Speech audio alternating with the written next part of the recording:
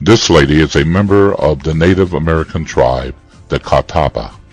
The Catawba were dispersed during the time in which there was an English engagement during the Seminole Warfare.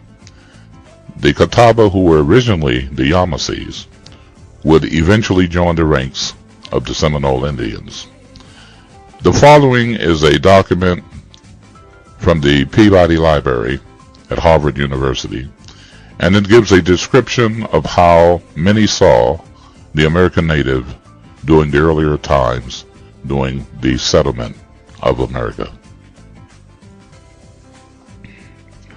This document is from the Peabody Museum of Harvard University. It was written in 1848 by Constantine Rafinesky to a J.H. McCullough. This is the first letter of a series of 4. It follows: You appear desirous to learn something more of my researches on the ancient and modern history of North and South America. I feel willing and happy to be able to answer your inquiries, and even to suggest perhaps some new facts.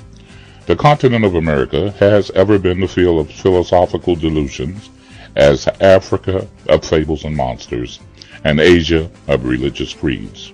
All the various systems and theories of monks and philosophers on the origin, climate, and inhabitants of America have been repeatedly destroyed by fact, and yet they find to this day many believers. To this day they speak and write of the red men of America, while there is not a red man, nor never was, in this continent. To this day do they attempt to separate the American languages from all others, while their roots and structures are exactly like many in the eastern continent. When we are led by systems or do not investigate and compare subjects in all their bearing, we are apt to fall into these delusive mistakes. But whosoever will take the trouble, as I've done, to compare the features, languages, religion, customs of all nations of the 5 parts of this world, Asia, Europe, Africa, Polynesia, and America, we will find, as I've found, that mankind is unity with many deviations of features, complexions, languages, religions, governments, civilizations, all derived from single primitive types of those effects and a common central focus.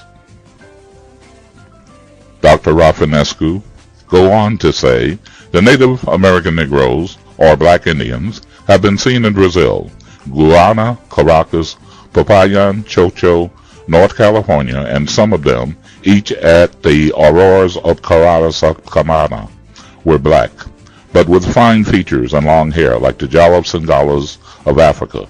Others in New California, latitude 32, called Estestros, or like the Hottentots or Tambukis, and many other Negridian tribes, not black but dark brown, yet complete Negroes with large thick lips, broad flat nose, and with hair crisped or curly.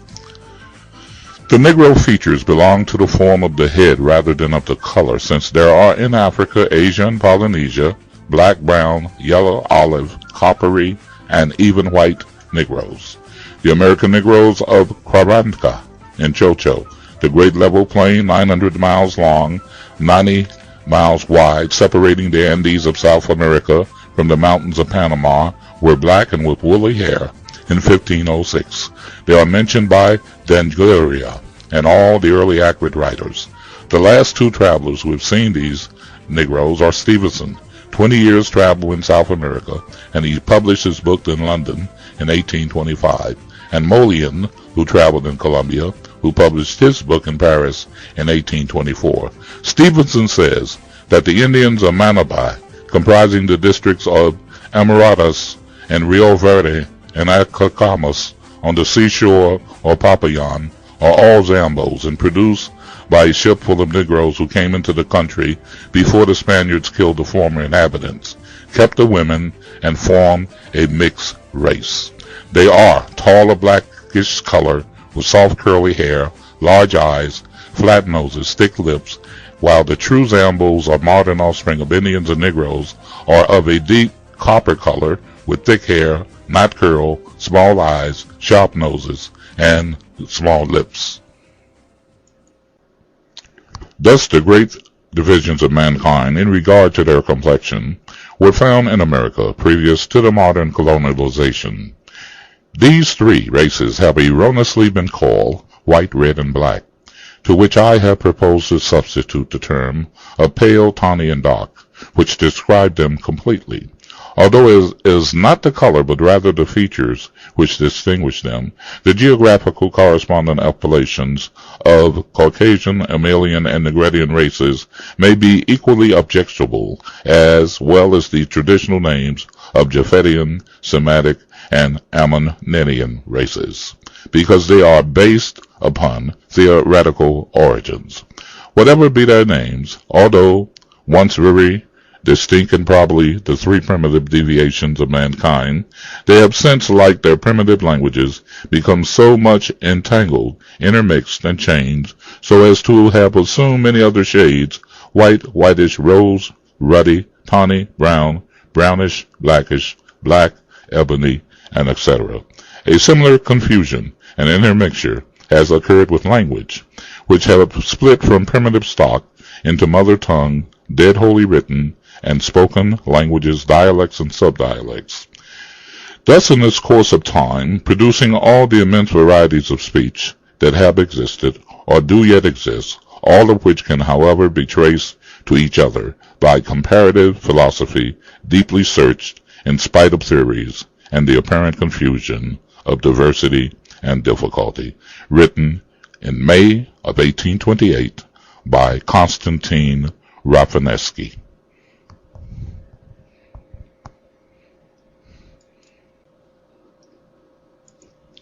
In 1790, the enumerators were told to tell race by skin complexion, as the record keepers assumed that the indigenous people of North America had all died or gone west. There had to be a category for these people that were left over. The category of convenience was free mulatto. Slightly more careful record keeping used the alternative term free persons of color when classifying. As land on the eastern shores were taken from the indigenous people of North America, the statute of free persons of color changed to colored in the 1800s. Also, in those census records, census takers were told to list Mexicans or Hispanics as white. Through racism and land theft, the darker-skinned people were presumed to be enslaved African. Looking at the historical records of Europeans and their descriptions unveiled the fraud of this perception. In 1619, John Brown, the first English explorer, described the color of the people. When he landed on the eastern shore of America in Jamestown, Virginia, he described Powhatan, the Algonquin chief he had encountered, to look more like a devil, he states, with some 200 or more men as black as himself.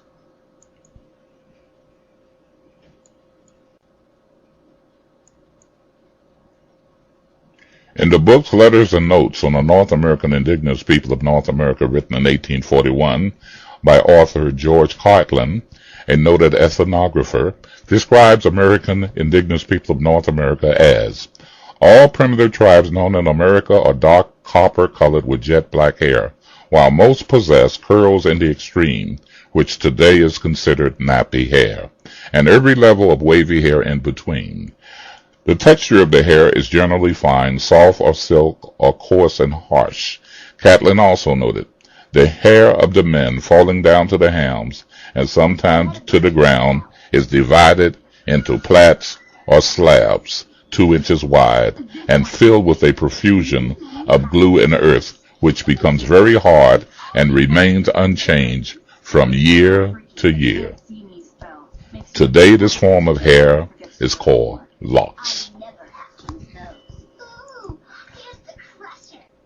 You can obtain a more legible copy of these documents by going to my channel page, J.C. Smith Jr., and clicking on Ancient Black Americans.